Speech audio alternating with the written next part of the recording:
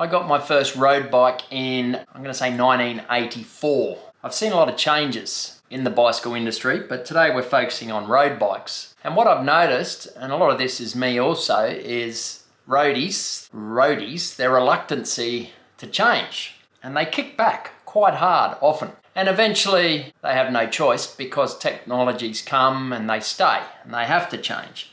So I'm going to run through a list of different technologies over the years that I've seen that I've noticed roadies, as I said, kick back and takes them a while to adopt it. So let's get into it. So let's start with frame materials. Years ago there was only steel, chrome moly maybe, which was your lighter steel. And that's what I started on, of course. And then what happened was aluminium bikes were introduced. I remember guys I was riding with back then, and we're talking probably in the 90s here, early 90s, they're like, I'm not getting that aluminium, that's crap. That won't last, I'm going to stick to my steel bike. But of course, steel now is more retro and more designer, whereas alloy had a pretty short life, really. And what happened was then, of course, carbon came. Now, the jump from aluminium to carbon wasn't so severe. People pretty happily went from one to the other.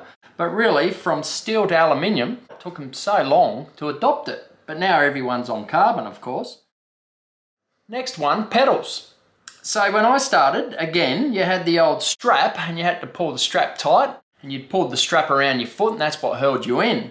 And then Look eventually introduced the clipless system. Look started off making ski boots and you would clip into a ski boot, and they brought that over to cycling. And same deal, it came in, and I remember when it came in I thought, no, that's not going to work, I'm going to stick to my old strap system. But again, over time everyone went to clipless. Can you imagine now someone riding with straps? So that was probably also in the early 90s, I'd say, maybe late 80s.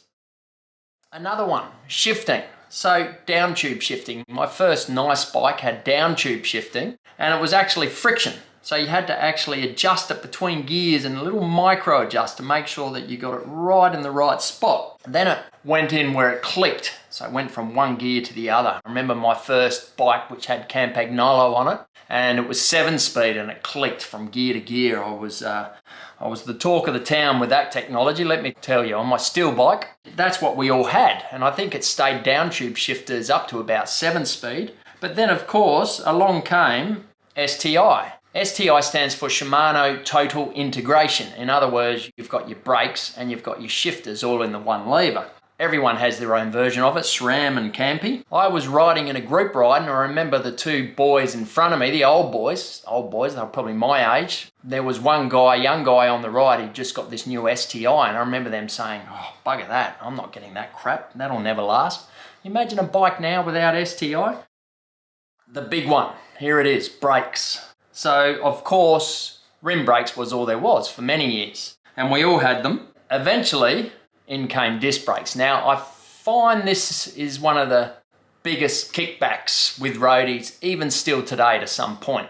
All bikes now, of course, are disc brakes, and it trickled over the road from mountain bike. Personally, I like it. I think it's a far better system.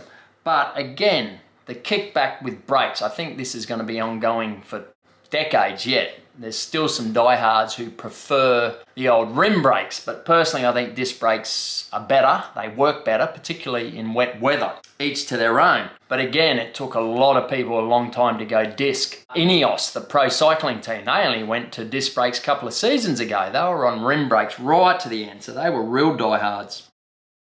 Shifters, so shifting, so everything now is electronic, but of course previously it was cable.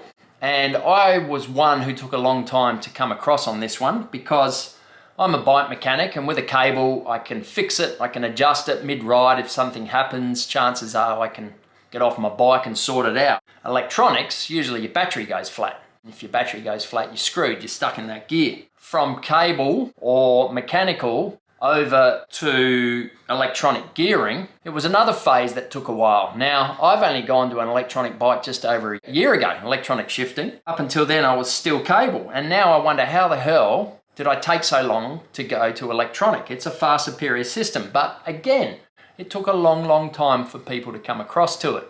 Now everybody wants it. And in fact, certainly SRAM and Shimano, their first 3 group sets from the top are all electronic. You don't actually have a choice. So the industry will actually force it upon us. That's just the way the industry works. This one, tyres. Now this is a big one, and this one is tyre width. So I remember in the late 90s, and I had Continental Grand Prix tyres, 700 by 18 mil, and we used to run them at 150 PSI. It's just what we did. Thinner and harder tyres were faster. That's what we thought, and that's what everybody did. And then I remember when they went to 21s, and then 23s, and then 25s. And when 25s came in, people were like, nah, too wide, it's never gonna happen. Well, of course, now 28 is the normal. And in fact, on my bike, I run 32. But typically, 28 to 32 is the normal now. So another thing that took a long time to come across. Funny thing is, they've proven that a wider tyre with less pressure is faster. Doesn't make sense to me either, but there you go. And the last one is tubes or clinchers versus tubeless with sealant. Now this is still going. I run tubeless on my gravel bike with sealant and also on my mountain bike. On my road bike, I still run tubes. Now I think the technology with sealant needs to get better. Very high pressure and low volume of air. So if you get a puncture, the air wants to come out very, very quickly, and the sealant has to be able to seal the hole. I think that's where the drama is. They'll get there, and when they get there, absolutely I'm going to give it a crack. So there it is. There's some changes that have happened that I've seen kickback from the roadies, including myself. I hope you enjoyed it. I'm enjoying doing these videos. Remember, if you want to shout us a coffee, link below, and thanks for watching.